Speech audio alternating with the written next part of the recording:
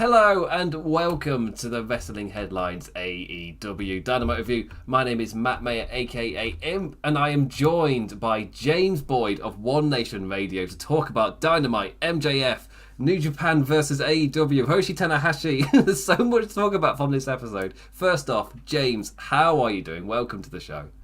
I'm good, man. A lot of wrestling this past weekend, but aside from the first 2 hours of Double or Nothing, it's a lot of fun. So I covered Double or Nothing for this website via Aftershock immediately after the show went off air. So I was watching it live, which for me is very, very early. And I think the phrase I used was, there was a lot of really, really good wrestling on that show, like an incredible amount. However, it also exhausted me. I was done. Like with an hour or two left, I was exhausted. I didn't want any more. Even though, because I can't remember which one it was. I was one of the matches, and I realised, oh God, there's like 3 matches left. I am mentally gone. I couldn't believe it. But then those last 3 matches are all incredible. I was thinking, was it Britt Baker, Ruby Soho? I don't know. Britt Baker, Ruby Soho was like. I know what you meant. Was basically like the end of the 2 hour mark. Yeah, it was actually the 6-on-6 Sammy Guevara, Tay Conti, and Kaz versus Men of the Year. Yeah, that's when I realized that was the last. That was the last of it. Was like, yo, what is happening? Like, 'cause that was like about like by the time they ended, it was like 2 hours in, like probably like 15 minutes into the show, and I was like, yo, this. If this were not AEW that had put on like 2.25 hours of this level of wrestling, like we would be killing WWE for this. And like, I'm watching. I'm just like, yo, this has to have turned around. Otherwise, like someone would have went out of their way besides me, just like avoiding, besides just avoiding like the rest of the world to not find out about the quality of the show before I saw it. But like, if it had been like that bad for 4 straight hours, someone Rich would have like when I was waiting, been like, yo, like this is over. Because so many people act so hyperbolic at like everything is referendum on like whether or not the company's going to survive. If they they've never had a bad pay-per-view. They've had pay-per-views that weren't great, and like this is a bottom half of AEW's pay-per-views historically. But like, if it were really that bad to where like the second half of the show didn't rebound around it, like people, Rich would out his way and been like, it would have. I don't know how the conversation went, but he would have been like, yo, this sucked. You're gonna see it for yourself and let you know this sucked while you watch it. So like him not going out his way to tell me that like this is awful. While I was watching halfway through, I was like, okay, it's gonna turn around at some point. Yeah. Luckily, it did. The second half of the show was great. It really was. Like it's quite generally like.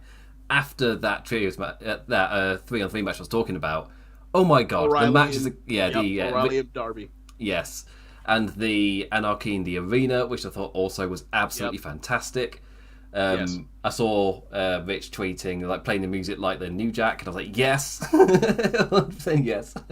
I absolutely loved it.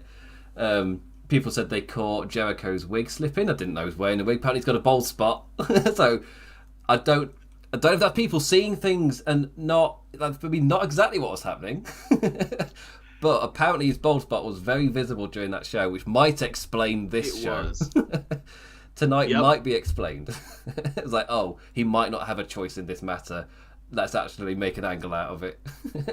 See stuff. Yeah. Yep. Look, the women's hair versus hair matches are always more dramatic than the men's. They always are. And Jericho, and that's really the reason why he's like, oh, it's time for him to go anyway. He's losing it. It's time for him to come home anyway.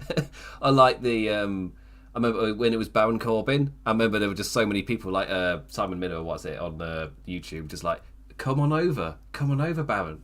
Like, it's okay like, let it go. It's just gonna get worse. Yeah, like you see this, like, welcome to the members, we've been waiting.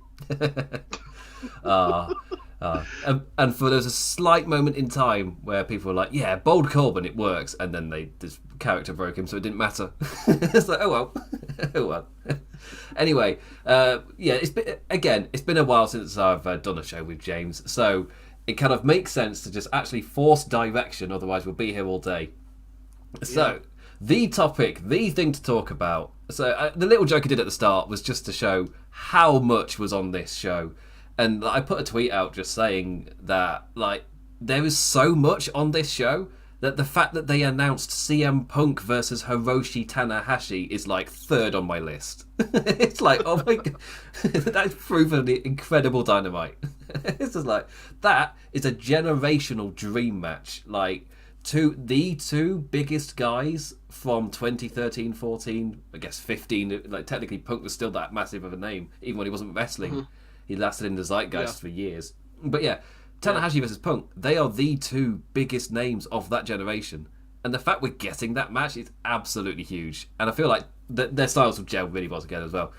That said, that's not what people are talking about. No. Nor is it the fact that they announced Blood and Guts to follow up an absolutely fantastic Anarchy in the Arena match. Let's put all of those guys in Blood and Guts. And that's happening this month. No, is it early next month, actually? Early July. I think it's early July. It's the show out in Detroit in where the Detroit Pistons play. Yeah, yes, Little Caesars Arena. Yeah. Yeah. So that's coming like round the corner. But what people are talking about is did we see a promo on the level of CM Punk's pipe bomb, if not better, has been in the conversation. MJF came out, a big old blurring the lines promo. First off, James, do you think this rivals CM Punk pipe bomb promo? Is this even like the right conversation to be happening given the completely different context they happened in, I guess? Yeah. So for me, I can't speak to this as far. This one will speak on as far as how well it was executed. In tying in legitimate frustration from backstage into putting it out for the fans to take in and then take it however they want to. I think there is something to be said about it being maybe not on that level because we don't know how the lasting power of it. Because like the pipe bomb leads us to where we are now covering AEW. But as far as doing the thing of there's legitimate frustration, people know about it, bringing it to the forefront to where like almost it's inescapable now, and then the company also being okay with it being out there. I think there's something to be said about the comparison.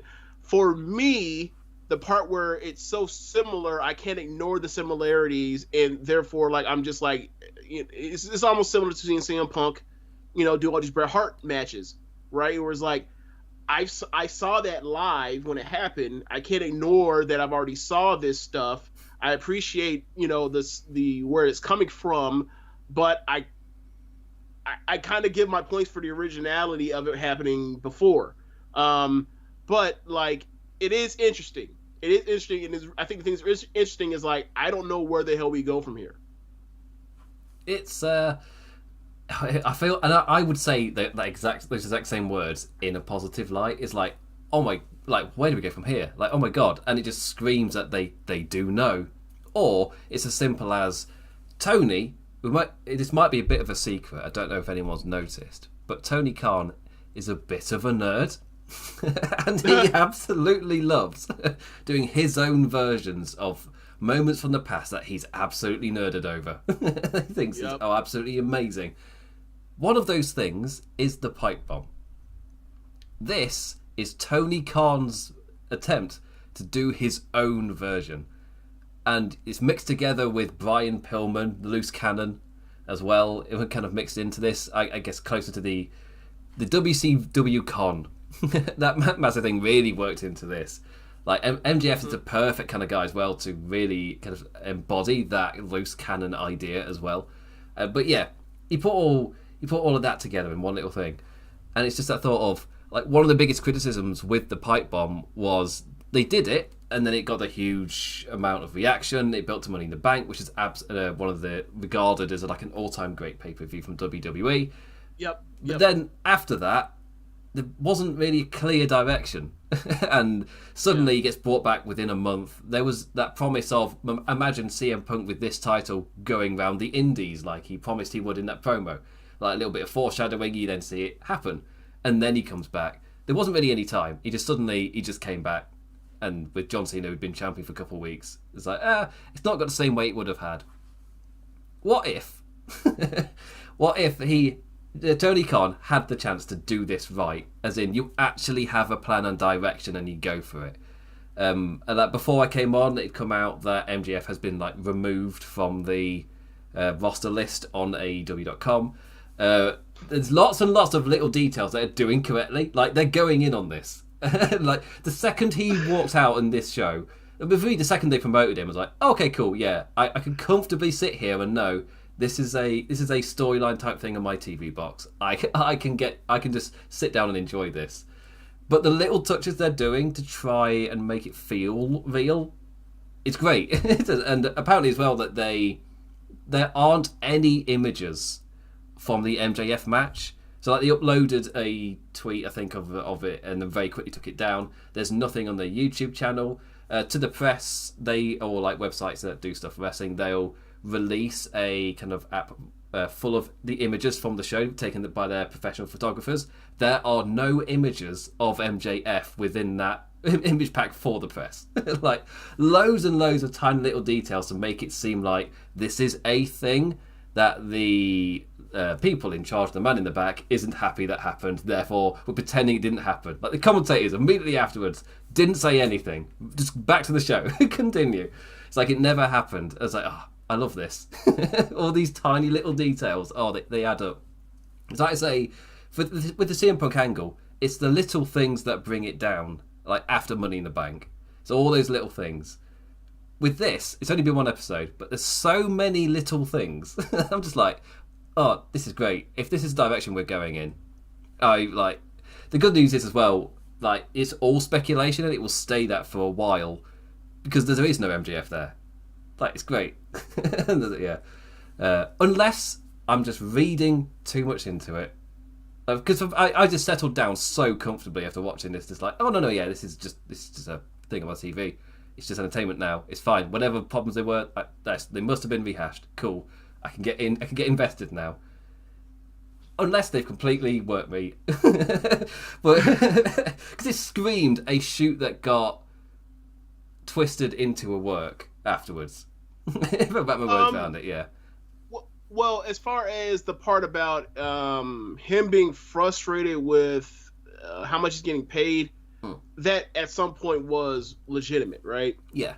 Now the stuff with MJF, and I don't know how much MJF stuff you've ever watched outside of Dynamite or whatever else, but like when he does interviews with people, he's one of the rare people that can that can do interviews with a Sean Ross Sapp or whoever else and do it in character and actually be entertaining.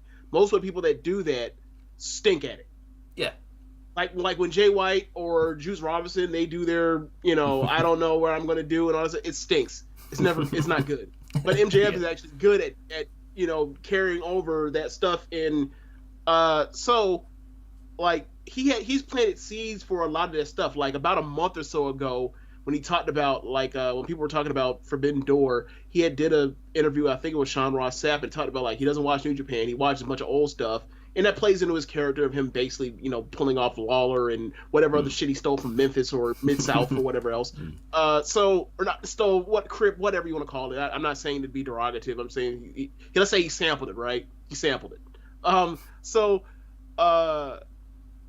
When he mentioned like I don't like New Japan, these dummies are going to concuss themselves by hitting each other too hard and dropping each other the head. Like when he planted that seed so that he could say that to also shit on Forbidden Door in a promo eventually, whether that was for whatever program he was going to have at Forbidden Door, or in fact just using it because like this all led to this, or this eventually led to he needs to cut this promo where he's like crapping on the promotion and what the promotion is doing and how he wants to be out the company or whatever else. Now, so I think that part of it is brilliant how he's tying it in. The part for me is like the same thing when what happened with the CM Punk pipe bomb.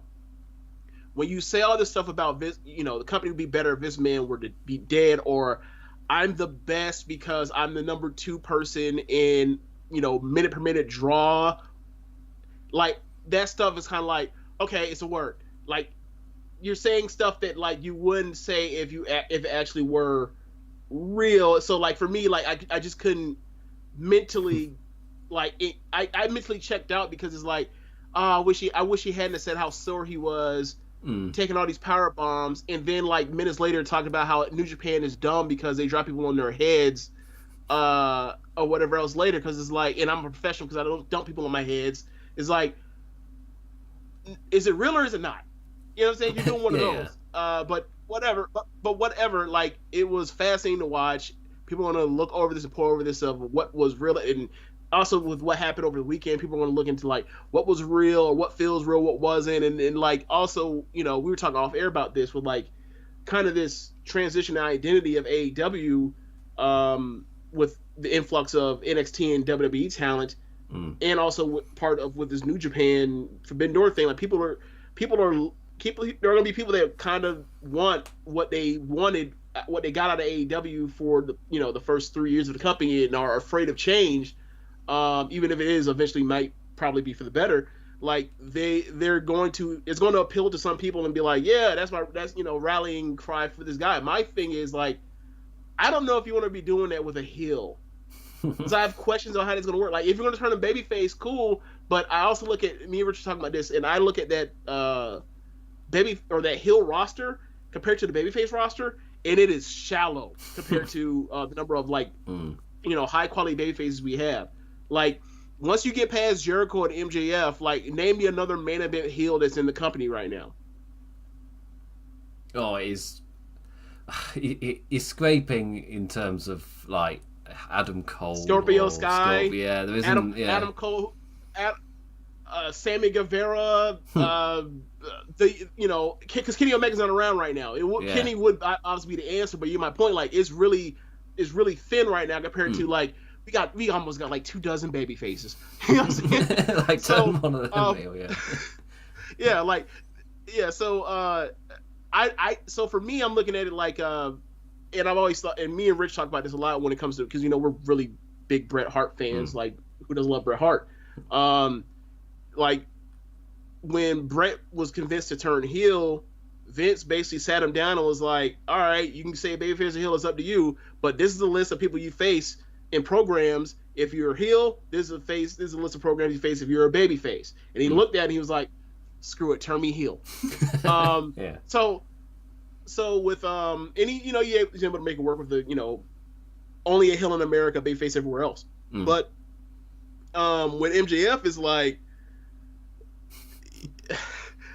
you need to stay heel, my guy. we need you as a heel right now. So I'm interested. So it's interesting to see how it's going to work when he starts facing other guys, especially like if it's set in place for him basically like to be the WWE killer in a way. Like that's going to get him cheered to a certain set of the fans, and him as a.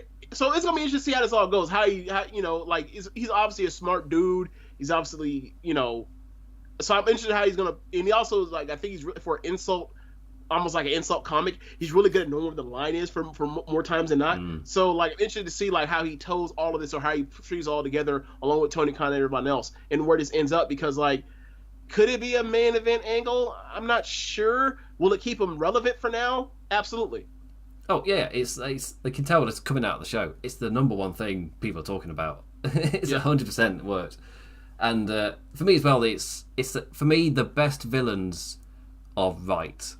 Like when you hear them talk about certain things in movies, TV shows, not live. in live, all villains suck.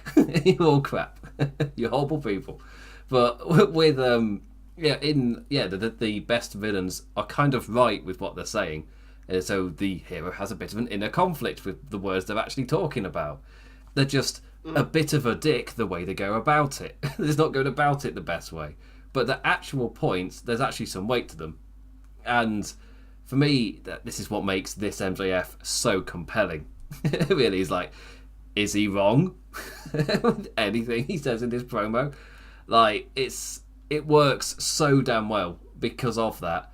And for me, this is the perfect kind of character for somebody who is a dick. It's the best way to put this the MJF character. But over the course of time, people on the roster start going, oh, but he's not wrong though. And that's how he gets people over to his side. Who that is, I don't know.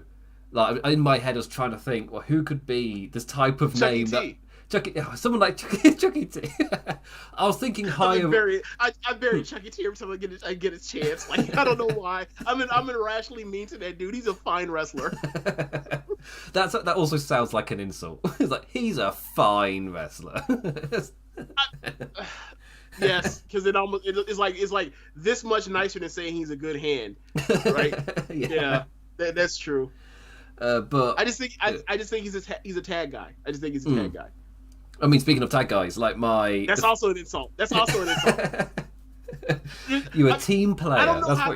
I don't mean any ill will towards Chucky T. He trained Ricochet. I'm just saying, like, I don't know how to get out of this outside of just moving on from there. Let's just move on from like giving all these, passive aggressive slights to Chucky T. So I was thinking somebody like Jungle Boy, who is currently tied to a former WWE guy who's telling him to stop being a loser, essentially.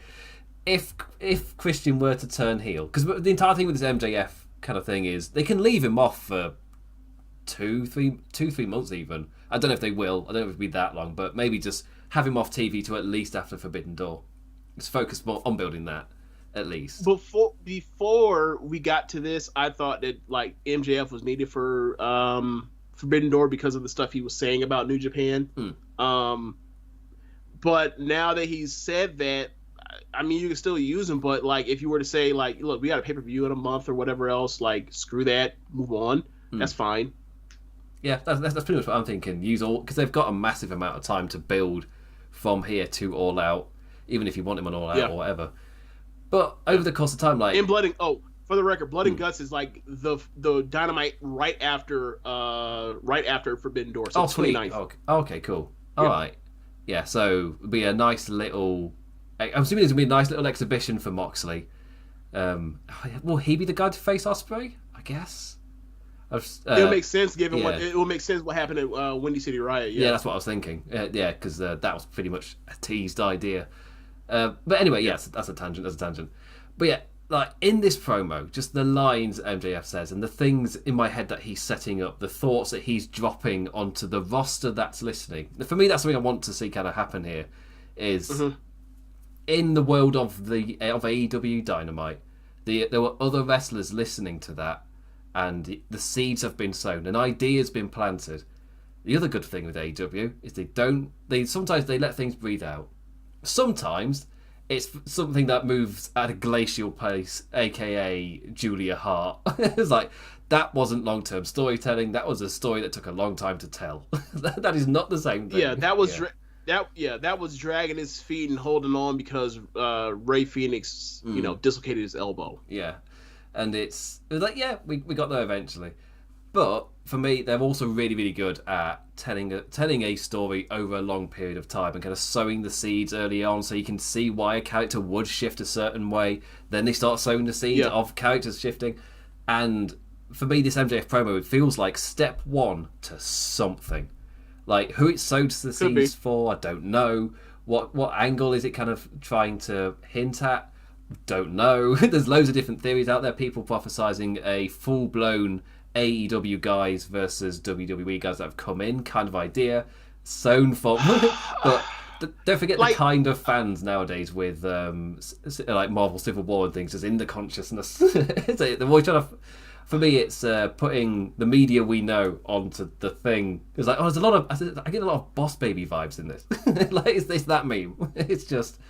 for me, it sows the seeds for something, but it's cool to come up with ideas. But I don't know what it could be, and that's the best thing about this. I just know it's something. I don't know what, and I really like that. Yeah, I don't know how you do a influx of NXT/WWE guys versus AEW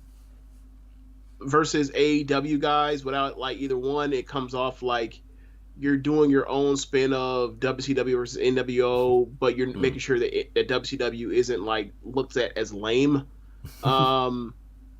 And because then it turns into like, well, what about same stuff that happened with Savage with Sting in the baseball bat, like in Luger's like, are you going to betray me, or are you going to be you're still just WCW or cool?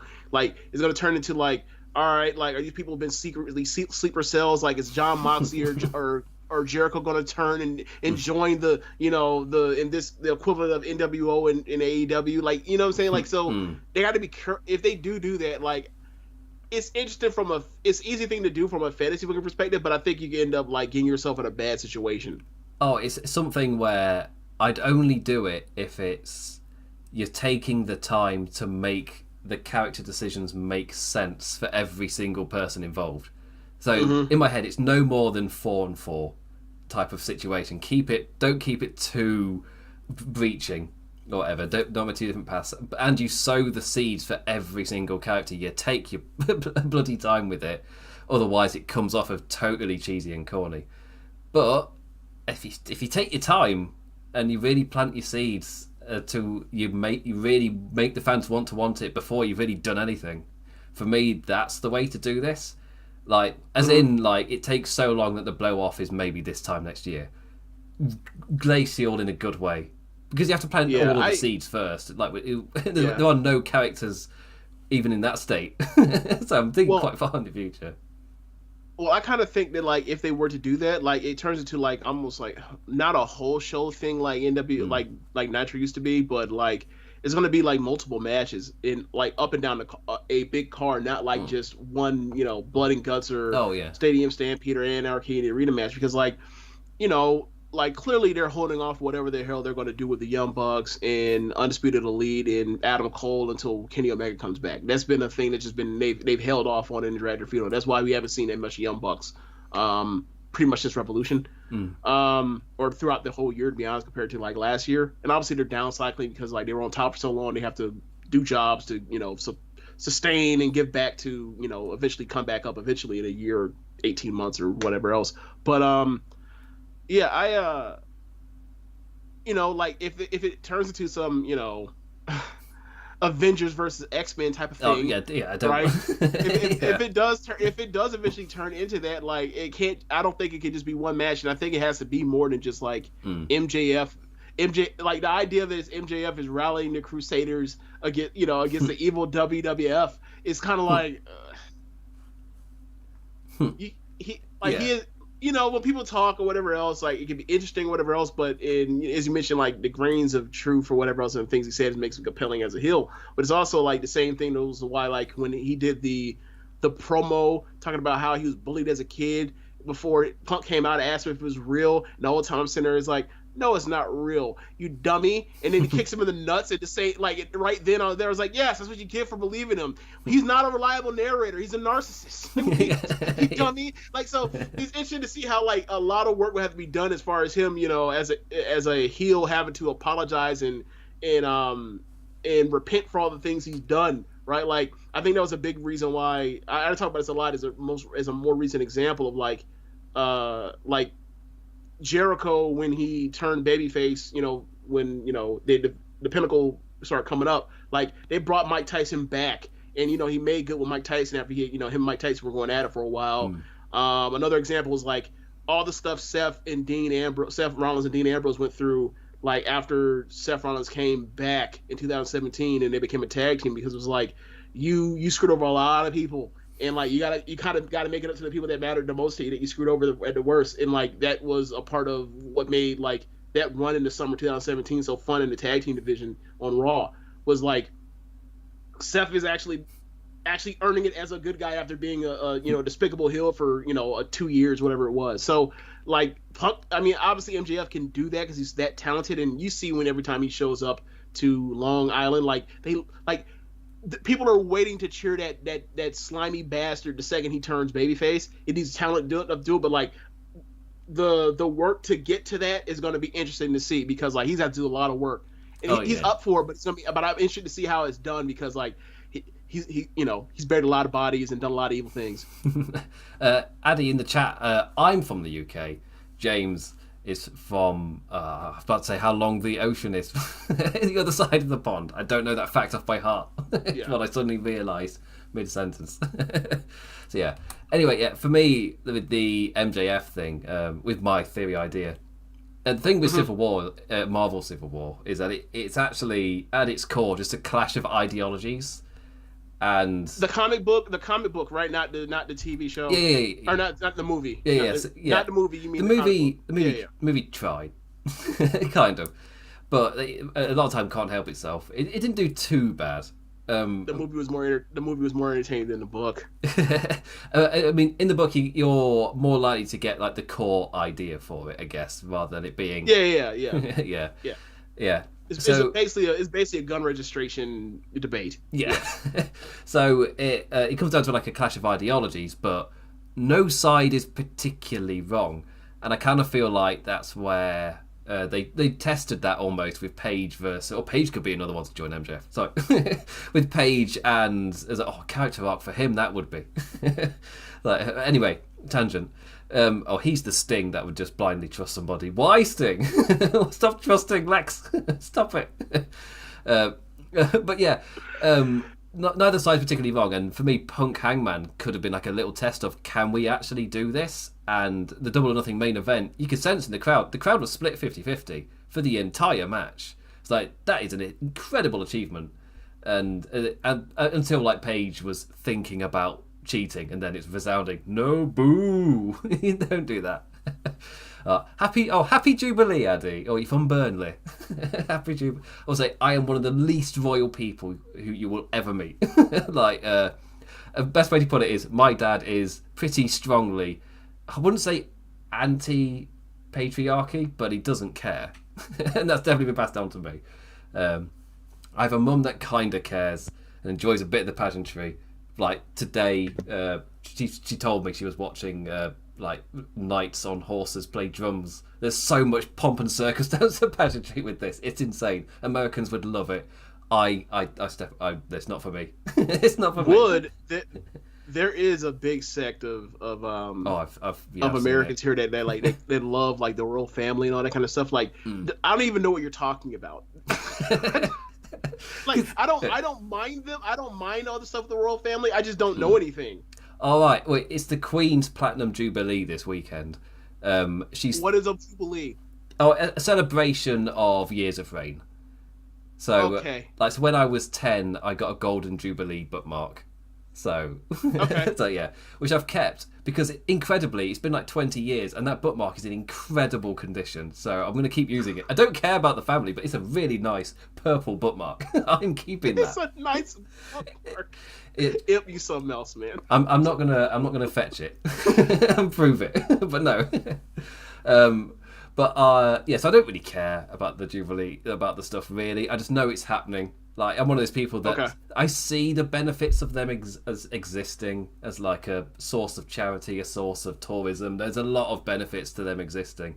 But if you're going to get me to watch a horse march, it's not happening. Like, I'm sorry. I'm not going to do it. Watch the military doing the march as well, and there's horses bound side, and they're all within time of each other. And it's a soft commentator talking about how it is now time for the Queen to leave the carriage and enter the seating chamber. I don't care. It's fine. I don't care. Oh, it makes me... The coverage for it is hilarious. Addy got a silver spoon and a coin for the Silver Jubilee in 1977. Oh, God, Addy. Wow. That's... I find it interesting that even though... You'll probably find a lot of British people just with Jubilee stuff, even though they don't care. Like you get it. It's weird. It's an interesting thing. I don't know if there's an American equivalent. You don't have the kings and queens that Europe does. I mean, we have displays of pageantry or whatever. It's like, for example, for some reason, like we in our NFL football games, right? Our American football games, like. There's been a big display, like probably since 9/11. There's been a big like display before games to like show respect to veterans and like people that are like stationed, from local hometowns and around stadiums to let like that are back from tour or whatever else. Like there's been this big thing over the years. Like we found out later, like the U.S. government was like paying NFL teams for it, and then like it became like a bit of a small scandal. A scandal is like yay size compared to like the last presidential administration, but like they got rid of like paying the NFL for it, and then like they still do it. Oh, right. Oh. Yeah. Alright, that's yeah. I mean, because it's interesting that you get so many people who don't care. Yeah, you just get the stuff. It's really weird.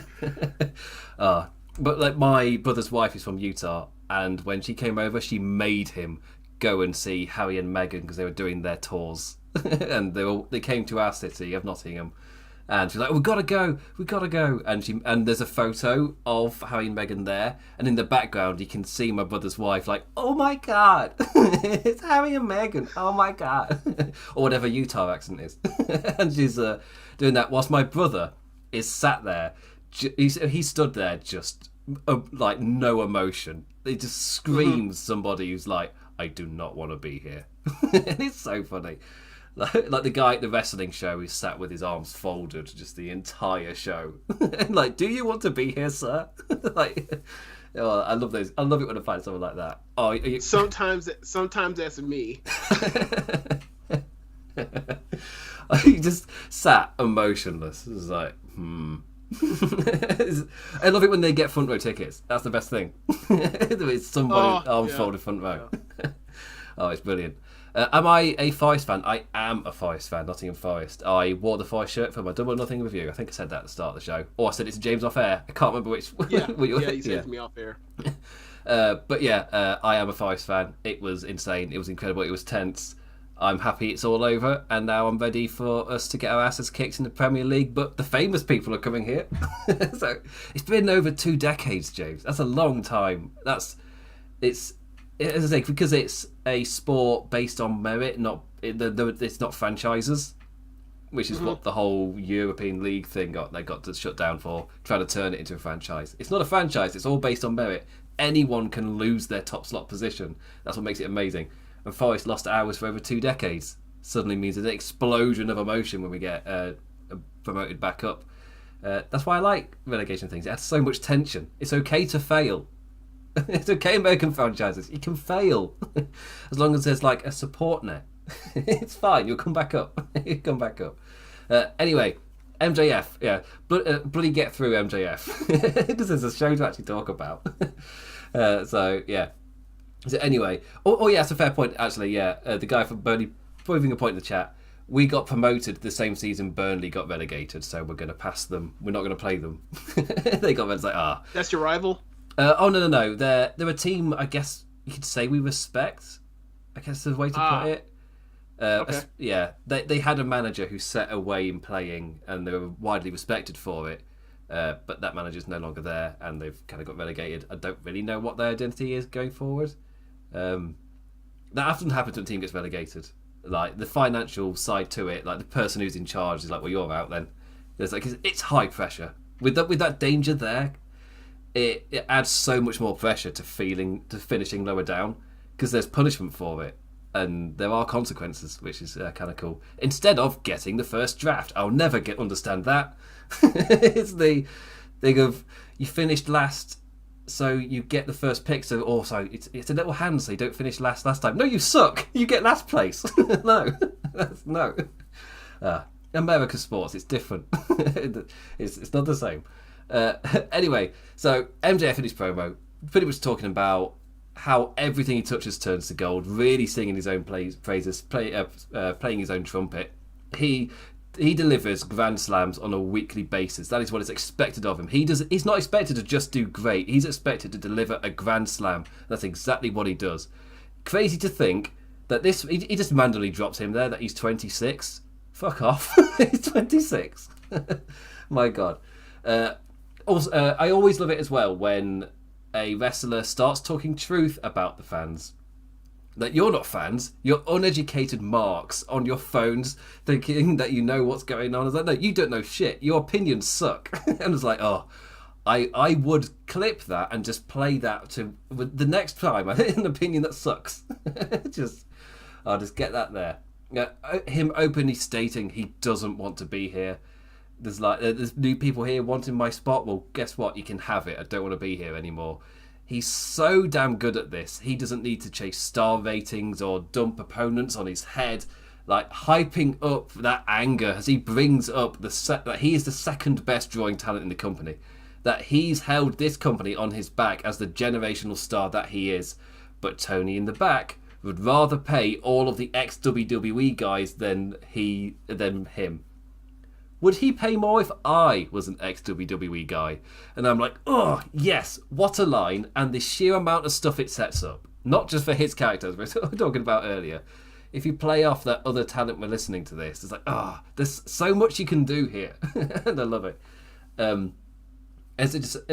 you also know what the character is thinking for when he then does what he does next, which is why it's just like, in terms of a piece of television, I'm like, oh, it's so good. You know, he made sure every single person watching this knew why he did what he did next. Like, it's not one of those which is pure insider to the point of, if you don't know the story, you're not going to know why he's so angry or what's going on with him. He laid it out in the promo. Every single gripe and reason is there, so even if you miss this weekend, you know why he does what he does. It's saying, I don't want to wait till 2024. I want you to fire me. I want you to fire me, you fucking Mark. Fire me.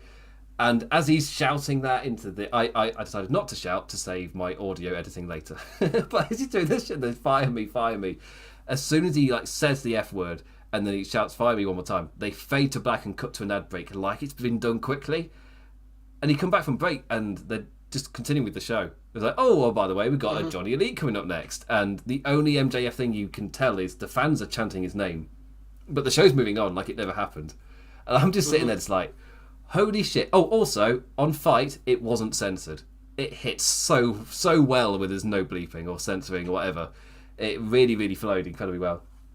But yeah, back from break, I found it interesting to find out it did get bleeped. I was like, oh, that's a shame, because it hit so well. To actually hear it get bleeped, I was like, Well, you know, they have a certain number of F's and S words they can say, and I think he exceeded it anyway. And obviously, it adds to, you know, as watching it on American television and knowing what the, you know, the TV-14 things are, the ratings are, or whatever else. Like, it is, you know, if you have to, given what they did, like when he calls him fucking Mark, they cut it because, you know, obviously they're on, you know, 7-second delay. In case something, you know, slips, whatever else, or nudity or whatever else, they could black out the screen. So they did that, and then they cut the mic thing, and then they cut off and went straight to commercial break, which is like, I was like, how convenient. That's at the same time like every single other episode of Dynamite is when they cut the commercial break. Yeah. It's almost as if this was timed out. How convenient. And I was like, this is all well done and well manicured and everything else, and I was just like, I just wish like the few things like were I don't know, like it doesn't work for, it doesn't for me, like I don't get this doesn't draw me, like I you know, for that kind of stuff is like, all right, so who are you fighting next? Yeah, because I don't know, like, because he just basically like with this promo basically brushed off the part where you got, you know, more or less squashed or whatever else the night before, a couple nights before or whatever else, and then you're moving on, and I'm interested to see what happens next. I wonder how they go about it, but like for me, it's like, oh, really good promo. It doesn't draw me in that way that it drew other people. I wish it did, just didn't. But I understand. But I absolutely understand why it drew other people. And it's for me, it was just an absolute grand slam of a segment, especially with all the little character pieces for me and the amount of like story it possibly sets up as well. It's a rich segment, which I think the last time I said that was CM Punk MJF, when MJF opened up about getting bullied at school for being Jewish. It was just like the same thing. It was full of so much content and sets up so much. He's really, really good at that. Absolutely fantastic. Like, he told you he's the best because of the emotions he can bring out of you, and then just did it. Yeah. And the other thought as well I had in the moment was, if MJF is looking for the next big face to just tear down, the one that's seen as the biggest good guy, the one to tear down, what bigger face is there for him to do so than AEW itself? It's the perception that AEW is this awesome, like, cheerable promotion that everyone's behind. Well, if MJF's going after the biggest target possible, does he try and take down the perception of AEW? Like, he's an ambitious man. It's an interesting one. But yeah, I love the idea of, because the Ric Flair fired promo from the 90s when he got brought back after Bischoff fired him, It's like that's another one where it was the shoot turned into a work. Like he got these real life kind of issues and things which did blow up. Now it's actually used that to create an incredible segment, and that's what they did here. Kudos to them. Massive applause. Massive applause. There is Eddie in the chat saying that one day he'd love to see MJF versus The Miz, and I was like, well, look no further than my fantasy draft. That's exactly what I've drafted. MJF versus The Miz. I was like, I was gonna have him face Roman and just tear shit into Roman. I thought that'd be an interesting idea, but no. Instead, I'll go with Conan versus Roman in a big LAX thing because somebody bloody drafted Eddie Kingston. I wanted to do Reigns Kingston so badly. The fact I got taken away from me. But yeah, then I had MJF already, and I was like, I could draft The Miz here and just do it. I could just do it. So yeah, that's what I'm running. It's like my fourth match from the top now because I got other things. But yeah, I was like, I'm running MJF Miz. That'll be fun to write. I'm looking forward to it. So yeah, I would say I don't think would it be fun to watch? Well, yeah, if MJF has got his boots on, yeah. That man can go. If MJF has his boots on? Oh yeah. He can make it work. MJF isn't who I'm concerned with in a Miz versus MJF match. I'm concerned about the Miz. Oh yeah. MJF can just be like, just do loads of character stuff. I've got it. Yeah. Super heel versus super heel. Yeah. Yeah. They can make it work. Shenanigans galore. I'll Cody this. It's gonna be so much stuff. But yeah, I realised I'm like look at other people's rosters in the fantasy draft we're doing, and there's so many with like identities to their roster. I would say Rich with his show called Fuck the Casuals, like he's got an identity. It's fair to say. Like, yeah, it's funny. Like his whole thing is Fuck the Casuals. Meanwhile, like I'm drafted. I'm like you look at my roster. Like no, I'm the real Fuck the Casuals. Like who are these Japanese people? Like who like wait, so what, you're gonna have like a bunch of Joshi matches on your card? Yeah they'll be fire. Yeah. You don't know them, you should. They're awesome. Well, because not last year but the year before I drafted Kyrie, who was still in NXT, and I drafted Tam Nakano before she had her big blow up the card, and I was just like, why have you drafted Tam Nakano? And I was like, trust me, guys. Trust me. Yeah, and then she finishes I think PWI top. Top 10 for the women's PWI, and then like for Observer Most Outstanding Wrestler, she finished 9th. Why did you draft her? Because she's one of the best wrestlers in the world. That's why. I ran Kairi Sane versus Nyla Rose, and it was and in my head it was awesome. And then I had Tam Nakano. That would be fun. Yeah, who else did I also have on the roster? Mickey James, Mercedes Martinez, and Ember Moon. That's it, because we only draft 6. And I was really happy with that roster.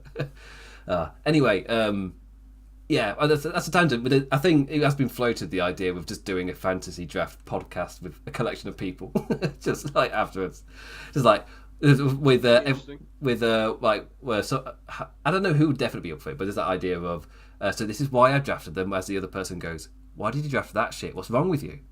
What's wrong with you? When these were available. I want somebody that's like on the other spectrum of being like very, very hard into like WWE, WCW, and then I have to explain to these people who these people are. Like I think that'd be fun. I think it'd be fun to me explain like what this is and like what is a high speed match. Like that'd be fun. I love high speed, but yeah, just the we have got that really awesome mix of, you got people who are like really into their NWA 80s stuff, you got people who only know WWE really, you've got massive 90s fans, and then you've got as James was saying, they're like no, we've got solid Joshi wrestler fans in here. You got Rich, who will proclaim anything of a certain style. Rich Latta Pro Wrestling style. Yeah. Like his whole example of like what's like Rich Latta Pro Wrestling, he's called RLPW, and like pretty much all these like, so anything that's good wrestling is RLPW. And he's like, now you're getting it. I'm like, that's not a style. That's just saying you like things that are good. Whatever, man. Like, I mean, I think it during shows every now and then. Like with Double or Nothing, the Lucha, the Death Triangle and the House of Black came out, and it's like, well, this is some Rich Latta pro wrestling. Before it happened, I was like, he didn't like it as much as I did. Oh, I love that. It was that and the what was the other match I enjoyed? Oh no, I'm thinking about Anarchy and Yamina. But yeah, still it's a party match on this week's show. I love the AEW, the PWG party 5-on-5 match. Yeah, like the PWG party match. Like, I love them. They're so much fun. Yeah, it was great. Yeah. Anyway, my main event is CM Punk, Roddy Piper. I'm gonna have fun writing that too. I'm happy with my card. I'm kicking off with Lance Archer versus Bruiser Brody. Like, I am whipping that crowd into a frenzy, a scared frenzy. Scare the shit out. That's how you get them in. Scare the shit out of them, and then go forward with your show. Anyway, also when you do an all-time draft, it's awesome to see just this late in the game how many solid names are left. When there's been we're getting close to the 400 mark, and there's so many top names left. Like I drafted Rikishi just this time, and I was like, well, I've got the bloodline. Why don't I just draft Rikishi and put him in the bloodline? It makes so much sense. Anyway, I'm going to now go through the card in order and try and do it as quickly as possible. So we'll see if we can keep it under my timer going over 90 minutes. We'll see. We're currently at 50. Okay. So we'll see how it goes. So first off, we'll make it work. Oh yeah, we might have to blast through a couple of things. So first off, the new AEW champion CM Punk was with FTR as they face Max Caster and the Ass Boys. I'm donning the Bret Hart Appreciation Society. They're finally together, nerding out over Bret Hart. It's so much fun. Also, the Acclaimed and the Gun Club pairing is working so much better than I would have ever thought. Like, it's such an entertaining pairing. Like, it's them and Hookhausen are like the comedy pairings that just bring levity to the show.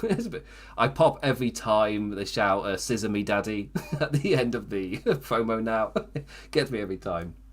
But yeah, this was an entertaining tag opener. Again, like a few boys at the bus. It's all about that Brett can get a win over. Like, I love it. Like the end looking in sight for the Ass Boys before Papa makes a distraction. By the way, that was awesome in the promo before.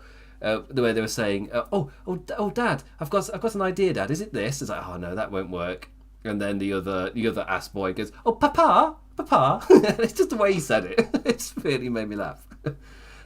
Anyway, after the match, an honest promo format. Also, I would say CM Punk's hot tag was not the best. he's done better. To put it lightly. It's the worst I've ever seen him look in the ring was last night. Like lucky, it was like just a light-hearted little win where it didn't really matter on the great scheme of things. But oh boy, oh boy.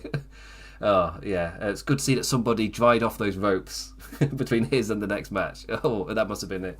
But anyway, and he's just saying that I've been straight edge, I've never done drugs before or anything, so, but I assume this is what it feels like. And then Dax comes up going, oh no, I've done all the drugs. No, yeah, it's great. Drugs are great. And then just comes up and like, oh, thanks Dax. Thank you very much. Before Punk then directs us to Forbidden Door.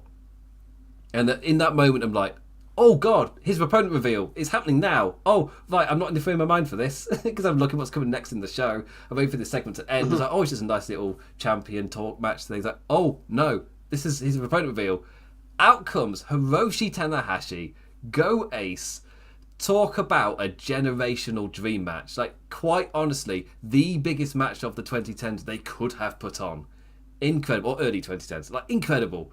That this match is happening on an American mainstream pay-per-view. Like, that's insane to really think that is happening. Me, massive New Japan nerd, like, obviously this feels huge to me. And the whole pay-per-view as well is like this massive deal. I was just worried it would be New Japan versus Noah. Just pure tags. And it's like, oh, right. God, we're getting singles. Right. Thank God. It's like, even if it's just two, that's better than the New Japan Noah one, because the other ones you can do dream tags of different pairings and things. It still works. It's fine. But oh yeah, you give us this and you give us Ospreay, Moxley, maybe Hangman Okada as well. Those three, that might be fine. Meltzer said that like on the show sheet or is listed that like they're going to do Okada versus Page, which that match is going to be awesome. Oh yeah. It's can he hit the Buckshot or the Rainmaker? It's like, oh yes, but also the bookshot into an Okada dropkick. Oh, that'll be tasty. That man's it's insane. Awesome stuff. But there's so many different things you can do. But Hiroshi Tanahashi, for me, is an amazing... When I say clash of styles, I don't mean like bumping. I mean, like, this is a fantastic mix of the way Tanahashi wrestles, the way Punk wrestles. I feel like we're in for such a treat. It'll be a huge match. And it's an opponent Punk can beat. Like, you don't have that champion versus champion problem where you go with other mixed cards of the past. Yeah, I think Tanahashi, like, quite honestly, might be the greatest wrestler ever. So, like, I don't have any like problem with him, facing the AEW World Champion. Like, obviously he's older now. He's bad knees, blah blah blah blah blah. Like, the dude had like a 4.5-star match like 3 weeks ago with Ishii. So, like, the dude's still great. He can have a great match whenever he's called upon. Whatever it was, Wrestle Kingdom 2020 when he had the match with Jericho, that was also awesome. So, like, he can wrestle. He can wrestle someone that's still can fly around. He can wrestle someone that's even advanced and not really super athletic like a Punk at this point. So, like, I have no concerns for the match. I have no concerns. Like, I've never been disappointed by. I've never been to watch a big match where I was disappointed in Hiroshi Tanahashi's match. So, like, so for me, I can't wait. Oh yeah, I can't either. Speaking about not being able to wait, which for me, again, this shows the craziness of this show. The topic we've just talked about, and we're like, right, let's move on. It's like, oh, there's so much, there's so much. Yes. So speaking of returns, Miro came out. It's like, he got a little promo beforehand. Like, his neck of sand is now fixed, but now it's his heart that is broken. It's like, is he rivaling with God? Is that what's happening now? His God has left him, and that's his actual nemesis. It's like, oh God. And I just watch this going, you could run Miro Ishii. I'm just saying. It's there. It's currently there. But we've missed our TNT Redeemer. A nice little return for the Bulgarian as he gets his win against Johnny, not that one, Elite. But it came after the MJF stuff, so it kind of felt that the crowd were struggling to get into it. You could tell they wanted to, but they were just reacting and reeling still from what had come beforehand. This was always like a pace regainer, kind of, to get things back on track afterwards. Like a nice little thing. It's like, oh yeah, a great way to do it, because the crowd will care. They just may be a bit emotionally drained for the second. But after that came the Jericho appreciation. Actually, do you want to talk about Miro for a second, or are you good to move on? Or we like quickly, like, it's really interesting that, like, you got MJF like doing all the hard work, like going in months ahead of time to drop lines and hints and breadcrumbs about, like, not liking New Japan and their style, so that he can, like, now bring it up for a work shoot promo. And then meanwhile, like, Miro just comes on and says, "I want God to shoot me to fade." I like, there are ways, there are different ways to be great at promos, and you can go the long way around, or the long way around, you can go straight to straight in direct like Miro. Yeah. So it's really interesting how this goes. Like, both great. I just love that idea of just Miro just coming out. It's just like, no, I want to beat you up. Oh, you're not going to build? You're not going to do little breadcrumbs of, I might face this. No, now please. I love it. So do it. After that, the Jericho Appreciation Society. A glorious celebration of appreciation, as again, the thing that I love about this is, technically, it's little jabs. It's a really great route to do little jabs at WWE. However, the characters doing it think it's good. And then it's a thing of respect for them, and that's like, that's a great idea for a parody, where you are parodying it and taking the piss, but in your world, these people generally think it's cool. And I love that. Sans Garcia as he's preparing for his awesome main event later against Maxley. And also, there were some great Jericho lines here. Like, for me, the top-notch hypocrisy from the Wizard, as he's like, what kind of a man burns another man? After spending like weeks proclaiming his awesome superpowers as a wizard because he burned someone. So, I love it. But the big part came when Eddie and Regal both came out, and immediately, well, that can't be good. Why is it these two? That can't be good for them. Kingston wants to fight them, asks Regal to tell them how he wants that to be done, and he just shouts it down the microphone, blood and guts, with less gravel because he's winning blood and guts. He's coming a bit closer to that. But yeah, Jericho's reaction was great to this, where he's just like, no, we're not going to give you that. So Ortiz, he's like, oh, what a really smart heel. I like this. He's not an idiot.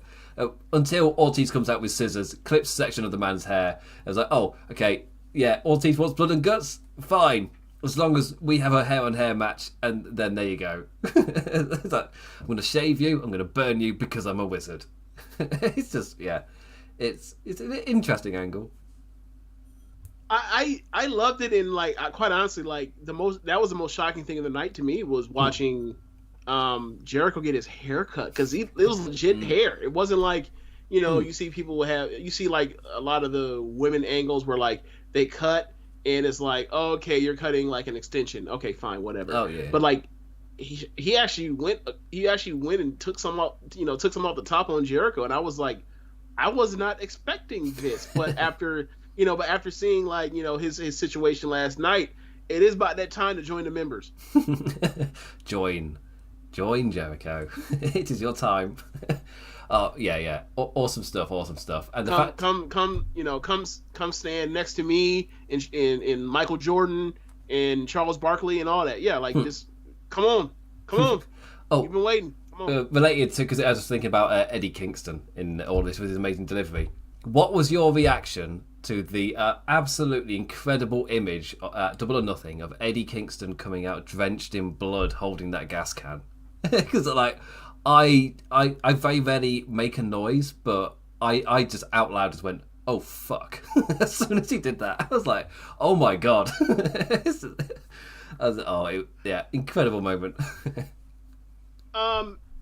I didn't see it like I didn't see it as this iconic moment the way that others did. I was like, there was so much happening. I guess I didn't comprehend like the magnitude of the situation. But like not for 1 second I think he was gonna light Jericho on fire. So maybe that's why I didn't think, oh shit. Yeah. But I just like, oh okay, all right, he's gonna come down, and like, how are they gonna cut him off? That's like I kept thinking, how are they gonna cut him off? And then sure enough, like once he pours it on Danielson, I was like, oh, there it is. They cut him off, and now him and Danielson go at it. And I liked all of that stuff. I just wished I didn't like the loss for Kingston at that point. Like I thought that like he lost his cool, and he basically passed out on the mat as the match being decided, like feet away from him, like the match being decided. I didn't like it for him. But like, you know, very similar to Pinnacle and Inner Circle last year when it came to like Stadium Stampede and Blood and Guts. It's like the heels win the first one, the babyfaces win the blow off bigger one. So like they're gonna get their win back in whatever like constitution like this Moxley and Kingston pairing is gonna be. Like they're gonna get their win back at like Blood and Guts and later in the month, and it'll be fine. For me, if anything, it's a live video editing masterclass to study, because the sheer amount that they are juggling in the moment, and everything is kept a track of, and everything is paced incredibly to make it feel like anarchy. Like for me, it was when in that kind of almost clean sweep where they've got when Ortiz won ladders, and they could do the splashes off them through the tables. Then after that, immediately afterwards, they cut to Jericho with a fire extinguisher. Jericho's then in the ring getting the better of them, and that's when Eddie comes out with the. It's like bang, bang, bang, and it's edited so well. The painting is incredible. Yeah, it's just, it's amazing how like this is all put together. Like they called it anarchy in the arena, but it's like it's the same thing as Stadium Stampede. Like it's the same thing. Yeah, the same thing. This is funny. Yeah, it's the same thing, but it's the idea that it works actually in the live arena compared to Stadium Stampede, which just didn't work when it was in a live arena. It just wasn't the same. Last year? Yeah. For me, going from video to live, like any form of going video, just didn't work.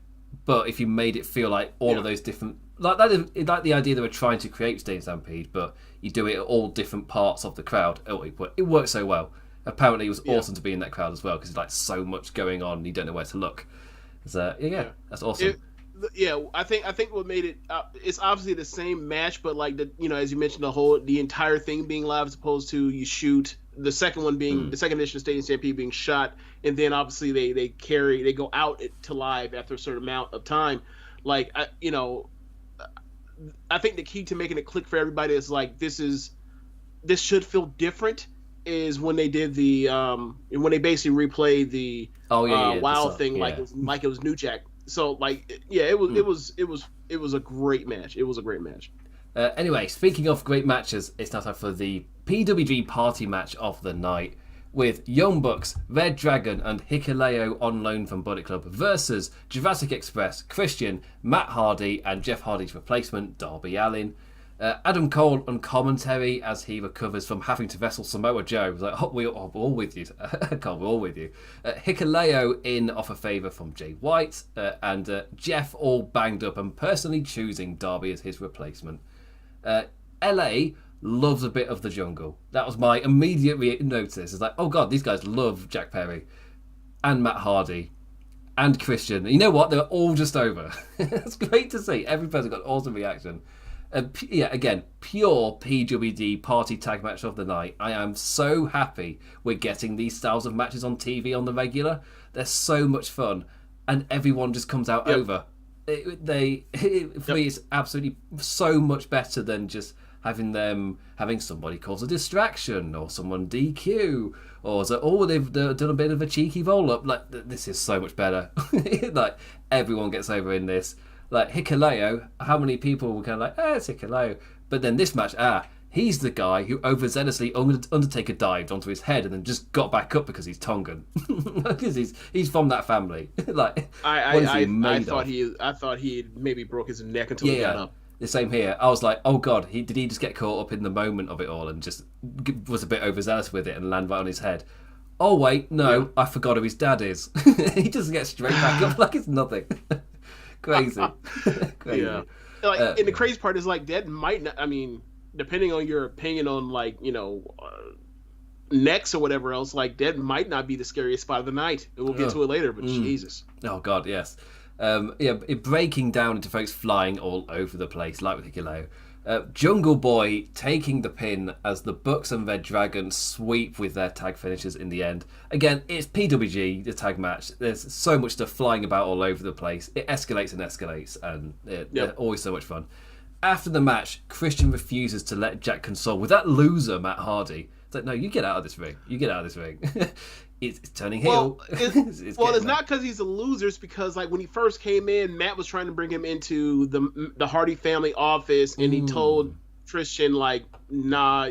Christian told Matt like, no, you're a carny. The same way that he told Callis that he's a carny. I don't trust you. No, and so like it plays off of that. Like maybe there is going to be a meeting between them all, between Matt and Jeff and Luchasaurus and Jungle Boy, and Christian wants to stand between it because of their previous relationship from all the years in WWE and whatever else brought to here. But like that's the first thing I remember was like, oh, they never actually like squashed whatever they had. So even if he is a babyface, he has to make amends. Oh, and I love those kind of arcs. Like same. Yeah, it's good. Or brought up Seth Rollins earlier. Just that. Oh, I love. Yeah, just. The redemption. The redemption arcs. Yeah, great to see. You don't get them that often in wrestling because it's more immediate turn. You're now with the good guys. Yeah. Like, did they not remember like 3 months ago he hit him in the head with a thing? Is he not going to remember that?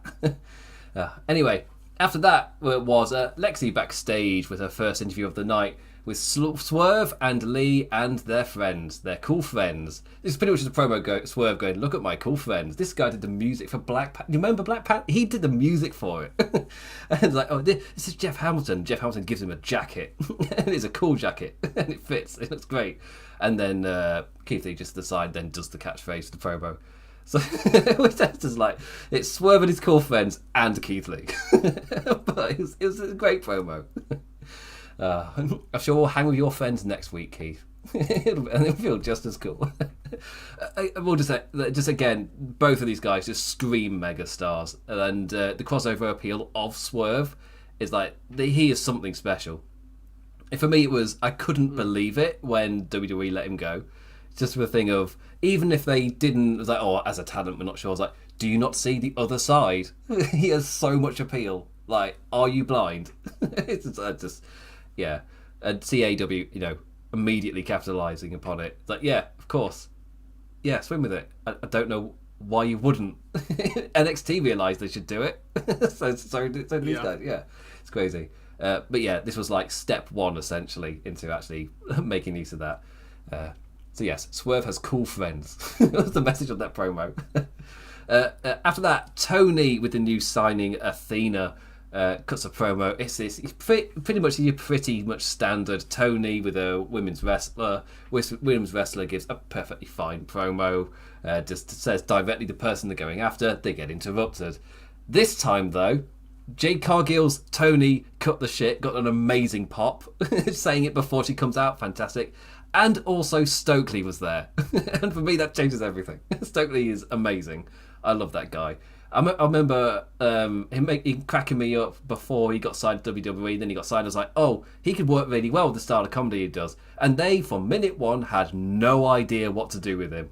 Not a clue. Like, you have got this absolutely hilarious guy who also knows how to turn things serious. And you got him doing generic manager with big lads. And then you got him with an MMA club of people.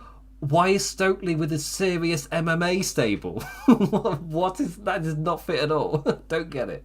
But he's perfect for Cargill. Yes, he is. Pretty much any situation you stuck him in, he'd been great in. Like, he's one of the best talkers in the business, and he's quick on his feet, and he's hilarious. And like, quite frankly, even though I know WWE Vince doesn't have fondness for managers, especially in the last like 20 years or so. Like, he's one of those people that is exceptional enough to you get over that part because he can get other people over. It stinks what happened with him in NXT and like this because Dynamite was originally going to be like Marina Shafir and like and Arturo Ruas or whatever else or Huas and like with other people, and then it turned into like, oh, we're transitioning to 2.0 as more developmental people instead of like hired guns or mercenaries or indie talent or more seasoned talent. So like it turned into this. There's a reason why he left. Yeah. Right. So he's here now. It's gonna be fun. This is gonna be fun for the next few years with him in AEW. It is 100%. Letting us know that Cargill is a queen, a goddess, our TBS champion, and most importantly, next to Stokely, she looks like she's 10 feet tall. She looks huge. And to be fair, that's what Red Velvet and Kira Hogan also lend as well. It's like Jade Cargill seems like this superhuman force. Kira Hogan then steps to Athena's face. Out walks Anna Jay for support. Red Velvet steps up. Out comes Chris Statlander. And for me, I'm like, this is one of the better Tony talk times, but and it set up a whole heap of matches between these lot. But it's pretty much the same format that we see all the time. It's like I wouldn't mind something slightly different. But if it means we don't get Tony Storm, Ruby Soho, Jamie Hayter, and Britt Baker in some form of thing, we're mixing it up now. That's good. I like that. As great as those four are, and as good as the match they put on later, it's like we have seen them quite a bit. I wouldn't mind them mixing it up a little. After that, Wardlow versus JD Drake. Wardlow walking out from backstage as the crowd chants Wardlow to him. His music playing for the first time in a long while once he's out on that stage. Apparently he is getting new music, it's just not ready. So apparently that's the story. It's just not ready. It's like, cool. It's not ready. Okay. Yeah. You didn't decide in time that he wanted music. So he's going to take his time. Mikey's not going to rush this. It's like, no, it's Wardlow. Give me at least a week or a few days or something. Rather than just Monday and Tuesday, can we have it please? No. It'll take the time. Destructive power bomb for the win. No need for sympathy against this lad. Like, in the words of Excalibur, making up for lost time.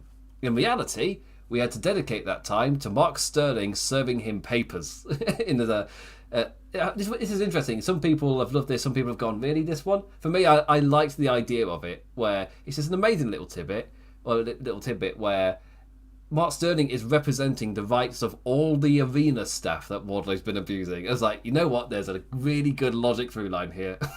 I really like this. This is a mini little feud just for Wardlow to get through during the Forbidden Door era.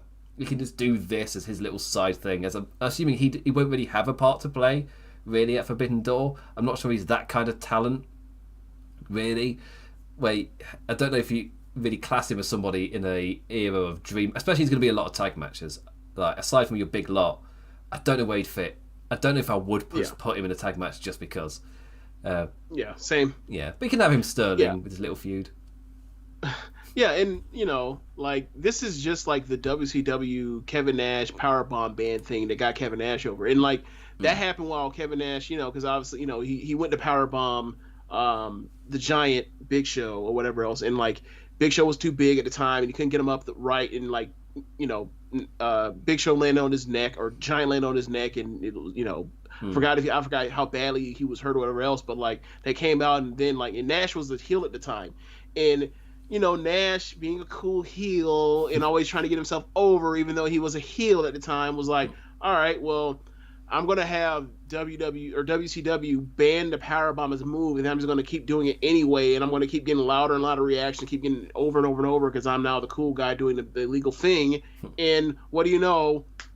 He got more over, and then he, so like it's obviously they've been doing that with him. Like I peeped that since the second like accountability Sean Spears was like, don't do the powerbomb. I was like, oh, this is what's gonna get him over. And then sure enough, put him in a CM Punk, and then screw over MJF, and now we're here. Like it worked. Yeah. And it happened, and that angle was like 98, 97, like it was over 2 decades ago. He's so incredibly over, and just keeping what they're doing, he's a megastar in the making. And maybe it's because when it comes to like running order on these AEW shows, there's a lot, there's thought put into it. Things don't just come next out of nowhere. Like, for example, earlier, MJF cut in that promo talking about all the ex-WWE guys coming in, taking the spots and things, and not taking all the money. What match was next? 2 ex-WWE guys in former John Morrison versus the former Rusev. It's just like, oh, yes. Like, bon appetit. Proving his point immediately afterwards. Flows perfectly. After Wardlow came Men of the Year with Scorpio Sky, Ethan Page.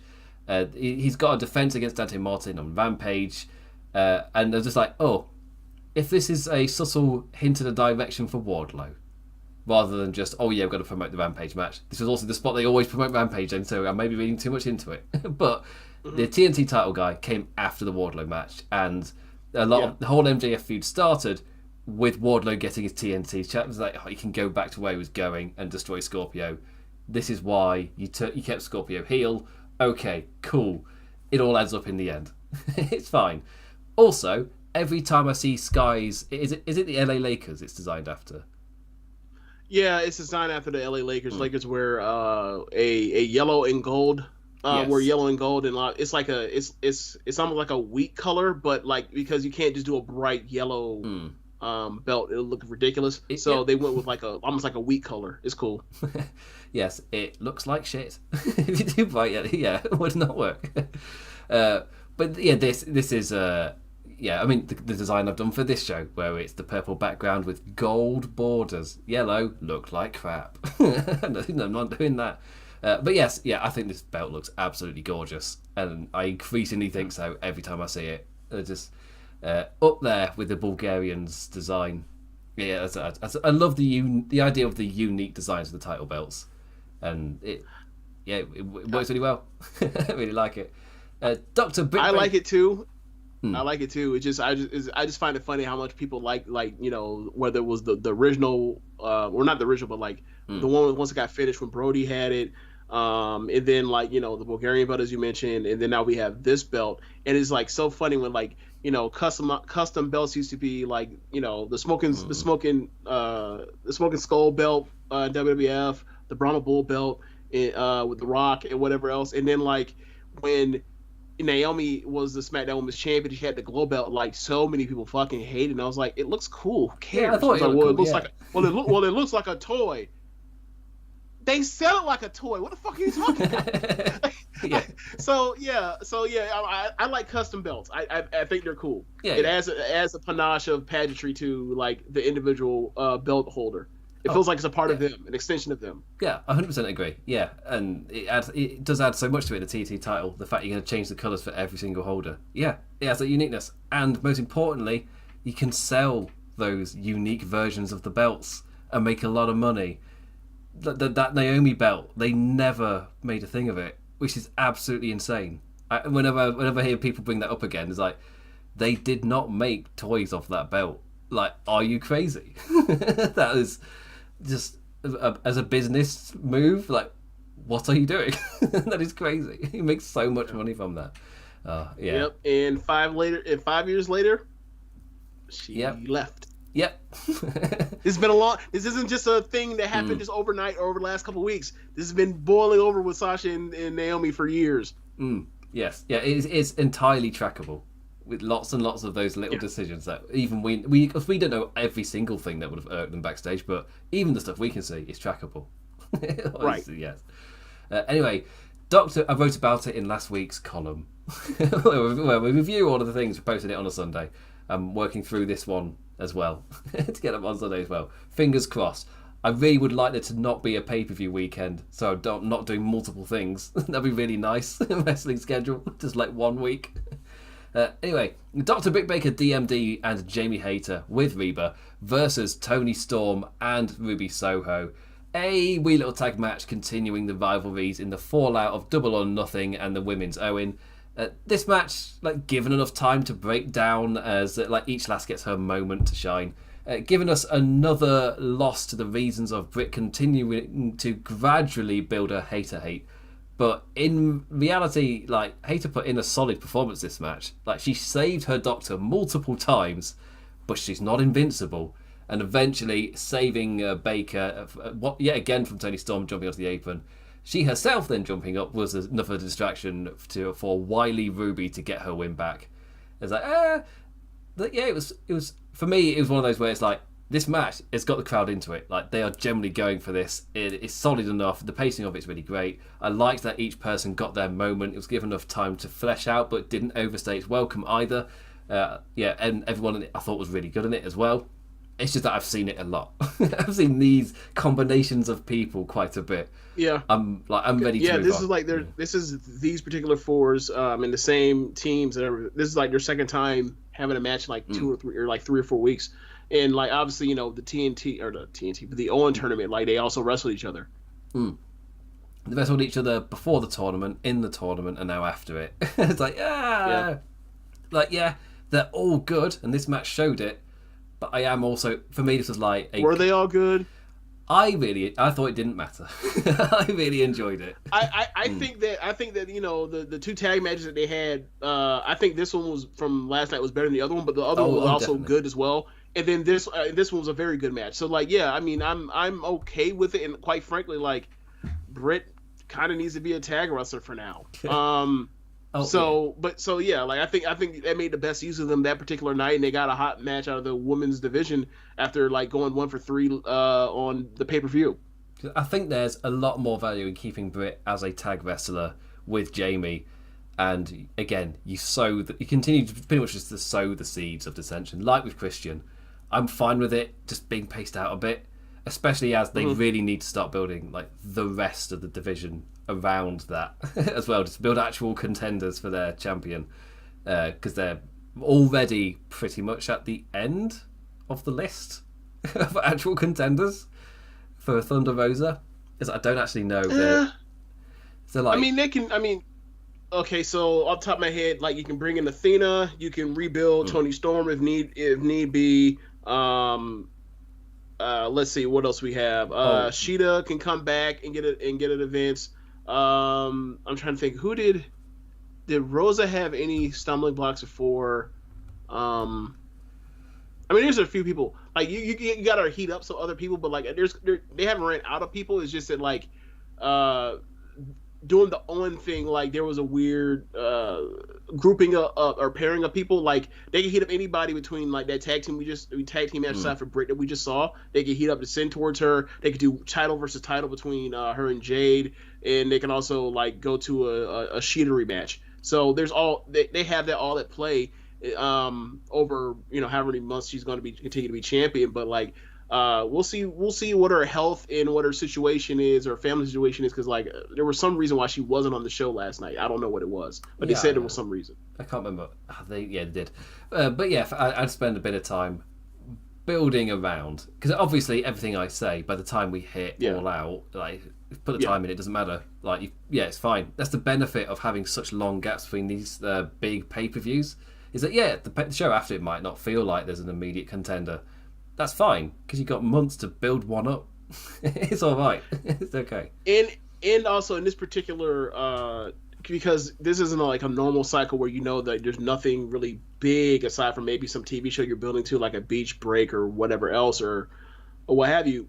But with Forbidden Door being the next big thing on the agenda, like I imagine you have to build towards the next big event for the women's division being like the Blood and Guts show, the week after, because there is no word of some talk of like Mayu is going to come with the SWA belt and like have a defense on Forbidden Door. There's no talk of that. There is no relationship so far right now to my knowledge. I'm a huge Stardom follower or whatever else. Like there is no relationship between like Rossy Ogawa and Tony Khan. So. Or there needs to be some type of straighten out, because like when Riho was world champion, she was most of the time she was in Japan working Stardom for like for a year and a half. So like we'll see where this ends up going. Like, but like as of right now, there's no plans for that. Like if anything, like from the word of it is like Rossi wants somebody that they're familiar with, which means like a Jamie Hayter or a Tony Storm, like to come to like their big year-end show at the end of this year. But like it has nothing to do with like sending someone out to go to Forbidden Door. Also, Stardom has a pay-per-view the same day. Oh yeah, all ends up that we're not going to be getting anything. Also, my one Japanese star to bring over is Rio to face Jade Cargill, because for me that is the match. That is the one. Really? You won that. Just for the sheer hilarity of like the size difference, or like you think they can actually go in there and tell a really good story based off of the part where like Rio's really good and like Jade can dominate somebody. But pretty much, yeah. And I feel like Rio is she's the perfect opponent to emphasize Jade's strengths as well. Like it's almost like in the ring like a win-win-win. And obviously I feel like the crowd will quite naturally get behind Rio. There's no sign of that, because weirdly Chris Statlander got heated up to be like the next person for Cargill, and the crowd are behind her, but then Athena comes in and takes that spot. So the crowd kind of still want Chris, but they also like Athena as well. Chris can just be next after Athena. Like, it's fine. It's good to have a bit of depth there. Yeah, maybe we'll see how this all plays out. As far as the trios and the women's for the TBS thing, and see what comes out of it. Like Statlander should eventually face Jade, and it doesn't necessarily have to be on the next in a few weeks as the next TV challenger. She could be being saved for like All Out. She could be. Oh yeah, easily. We just don't know. We'll see how this goes. It's like we'll see how this goes. And finally, the main event: Daniel Garcia versus Jon Moxley, in a hell of a main event, which had the crowd standing towards the end of it. Even Vince Vaughn was standing. I mean, that was a clip from before the match. Macaulay Culkin was also there. They're in LA. There are names here. They've got the execs backstage, which made the MJF promo an even bigger of like the balls on you. Like the execs are here for this one, and that's the week you do this promo. Like that is. There's like, do you want? It's where they're getting all the advertisers to think, should we advertise on this show? And that's the one with MJF saying, "Fuck you, Tony." It's like, I love it. But the main event Moxley bleeds in a blast of a fight. To think these two wrestled at CM Punk's Last Dance debut, and now like AEW keeping it fresh enough that running this match again feels like a more than deserving show closer. Like, well, yeah, a round of applause for that. John donning the Crimson Mask as Garcia revels in it to "You sick fuck" chants during the ad break. Fight was the best way to watch this version of the show. No swear words, bleeps. You got so much stuff during the ad breaks. You got Chris Jericho running off at the crowd, where for some reason the audio came back on when it was the splash screen of the logo. We got a bit extra, so that was nice. Yeah, but then also here, I sometimes, quite often you'll realise that it has gone to ad break because the match just dies. It just slows right the hell down. This main event did not. I had no idea that it wasn't in an ad. I didn't know. It was only when they said, and we're back live on TBS, and I was just like, wait, really? Like the whole Daniel Garcia smearing Moxley's blood on his face, like that was in the ad break. Like, wow, I had no idea. Yeah, a really, really strong match. But yeah, this match felt so fresh being the main event, and and I think this is what James was hinting at earlier. Oh my god, the X-Plex onto the steel steps. And Garcia sliding a tad under the barricade to, assumedly, curse expletives. It's just like, oh my god, that looked incredibly painful. It's one of the more horrific spots I've seen, or horrifying spots I've seen this year. Like, he hits with the Xplex, and like, there's a way you can do it on steel steps. Like, you know, we've seen a lot, like probably since Darby Allin and Adam Page have like turned the one piece step sideways, and they do spots off and almost like bounce off of it. Oh, right. Yeah. But he X-Plex him right onto the business end, if you will, of the steps, and I was like, oh my god. Yeah. Like I thought he was gonna need a new kidney. It was just, it's the way that he landed on his like side a bit as well, and he just contorted. It was gruesome. Oh, it looked horrific, and the fact he then just slides under the barricade is like, there's a reason he's hiding his face here. That must absolutely have killed. Like, oh my god, that's insane. Yeah. But I'd say probably even before that, the crowd were just so into this match. Like they were digging absolutely everything. On their feet for the closing exchange, popping for every single hold, transition, shot, what have you. They were reacting to absolutely everything like it was a piped-in crowd, but it's not, because they're putting on a good show. It's this crazy thing. The TBS allowing the show to run into overtime as well. Something tells me that exec dinner presentation and everything it was went well for AEW, given what we've seen since. But Jericho then runs down in the end. But Eddie's here, out and nearly stumbling over his own charge as he goes after Jericho, but he rips him off the apron. The distraction costing Garcia, and after the match, Moxley officially announces that he will join the fray for Blood and Guts. So yes, pretty much just confirming to us who's going to be in play. Yeah, like I thought it was a great match. It's what we already mentioned with the spot outside, but like also like the play on the match you mentioned that they had earlier on a Rampage.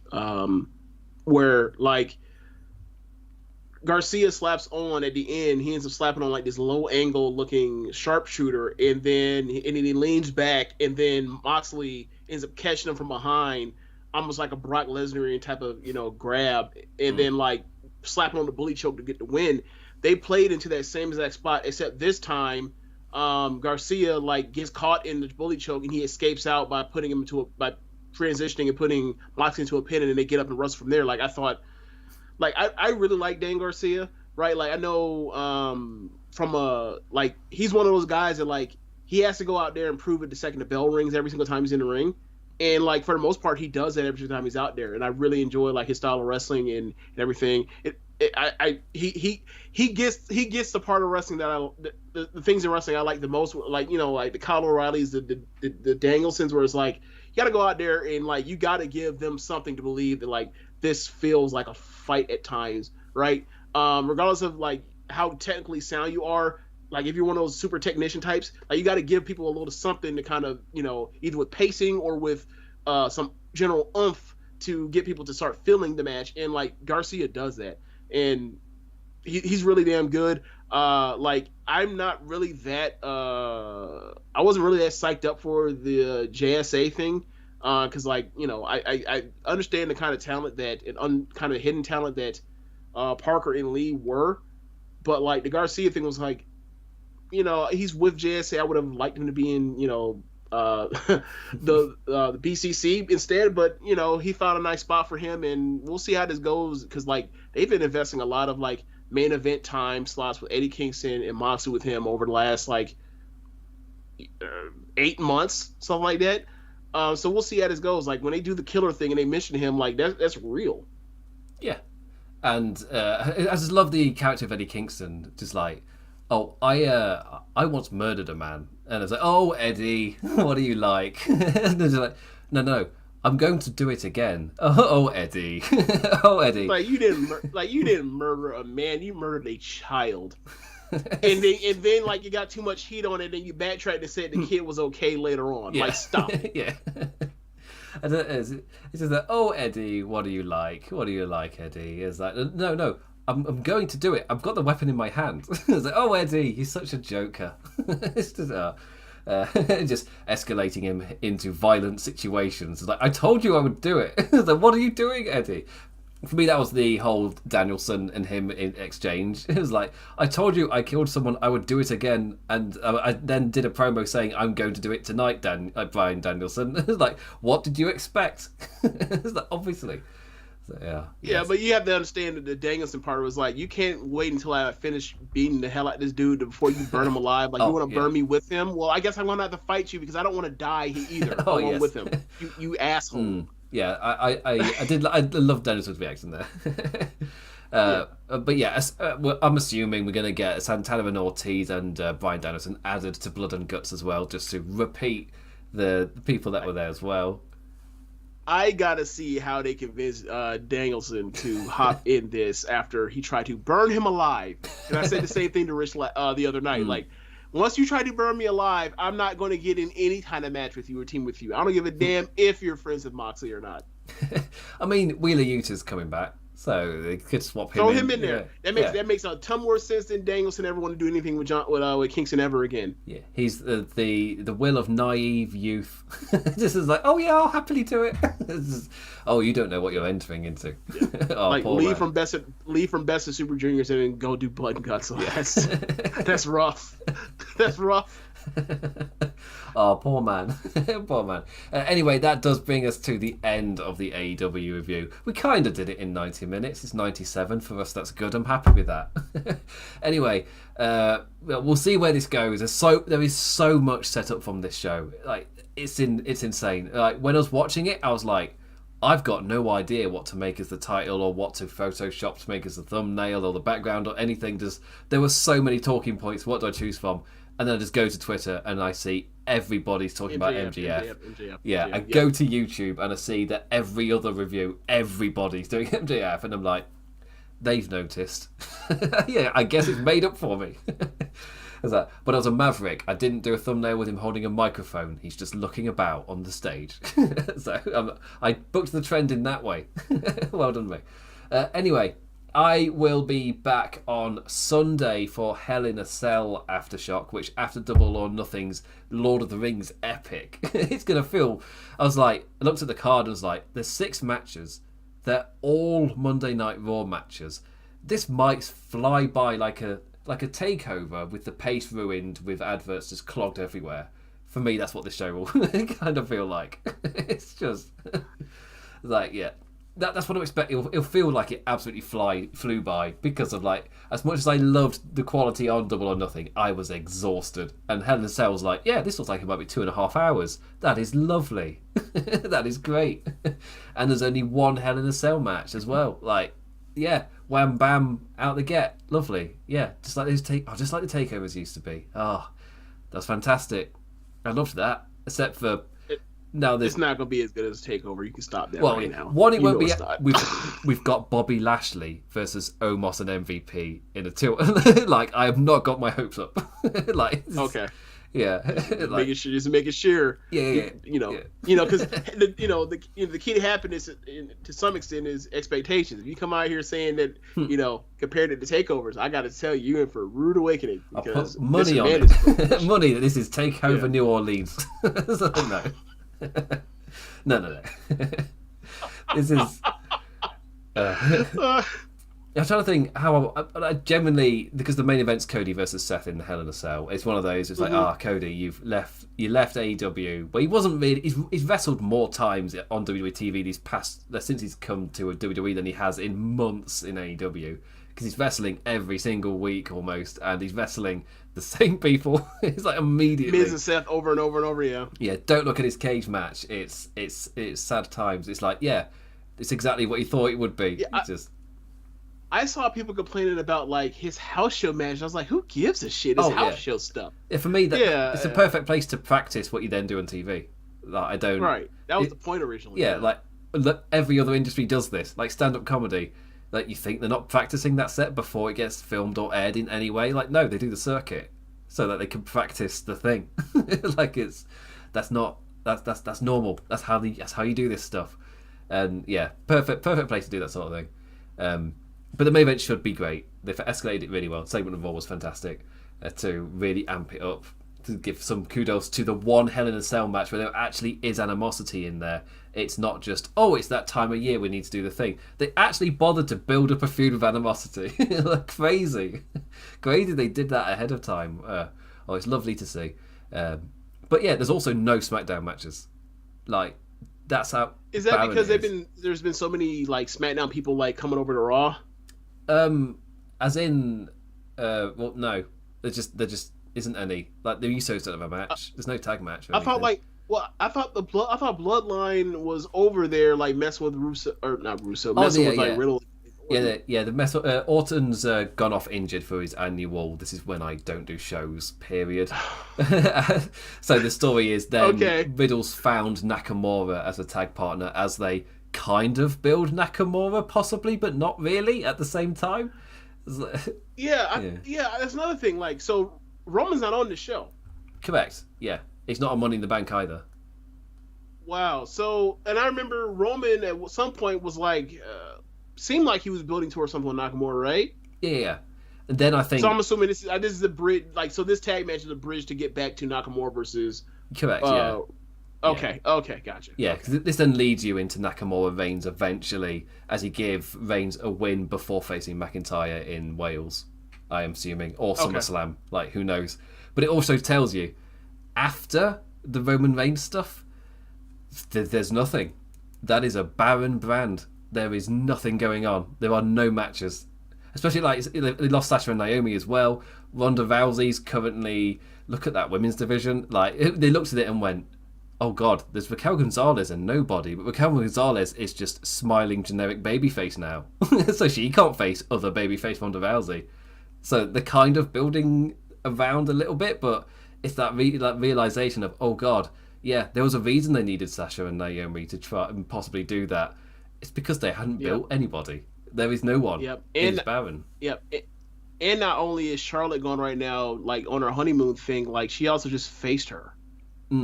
Yeah, so that's done. The only other name you've already just done. Yeah, it is. But that's why there's no match like, in the cell. Yeah, like, and it is so funny that like they're like, I don't understand. Like people are being obtuse and like, I don't understand why Sasha and Naomi don't want to come out here and just lose to the champions already. It's like, because after they lose, then what? They go back to be the tag champions and no one cares about them being the tag champions. Either build it like.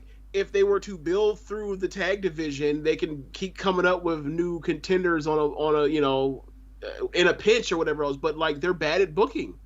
Yeah, it's not building anybody. There's nothing there. Right. Yeah, which is shown by the fact there are no matches on the Hell in a Cell card. And I wrote it in my review where I'm now on a Sunday on Wrestling Headlines posting a column where I talk about one thing from Raw, one thing from Dynamite, Rampage, SmackDown, and just to give like a bit of time to a topic. And in there I'm just saying, Raw doesn't have this issue. Like, Raw has got loads of characters that are actually going somewhere with some form of direction. Some are Ezekiel, and I want to say that my favourite gag I saw was when AEW removed MJF from their roster page, someone went, "We're about to see Ezekiel Friedman pop up." And I was just like, oh, that would just made me laugh. Just that running check, like when they did Juan Cena, or was it Mr. America? Was that what Hogan was? Hogan? Yeah. Yeah. Just that. Who is this mystery thing? Yeah. This is what the commentator said on Raw, where it was just saying that it's like they've done everything. They've done a DNA test. They've done a lie detector test. But this Sunday, by beating Kevin Owens, he'll really prove that he is Ezekiel. It was like, what? No, that's not how science works. Right. No. That's not how. Yeah, exactly. Yeah. Like also, like, I was saying this to Rich. Like, me and him are very skeptical of like the idea of you have somebody that you have as a marquee player in on your current day roster go get beaten up or be embarrassed or lose to an old time nostalgia legend, and like at first I was highly skeptical that like they're actually going to do a match with Austin, and they had a match and it was a real match, and I was like, okay, well we just got to eat that. We were flat out wrong. What it does, it's gonna be really cool and fun for Owens. Like if he's concerned about like it, getting him hot or whatever else, I don't even think that's gonna work. And then like the match was a smashing success by all imagination, and like I was like, we're wrong. But then like what did they do with him after he has that match with Austin and should be hotter? Like they put him in there with Ezekiel, and it's like, okay, so like we were wrong, and then they're gonna end up at the end still making us right. Great. Yeah.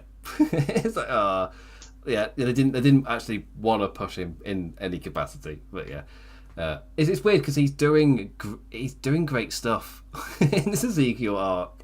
Like it's all silly, but he's doing. Like, I'm entertained by the whole thing every week, and I'm like, I really shouldn't be. You have no right to actually make me entertained. Owens is a comedic genius for wrestling. He's a comedic genius. He's always been. He's the guy to make this work. That's one of.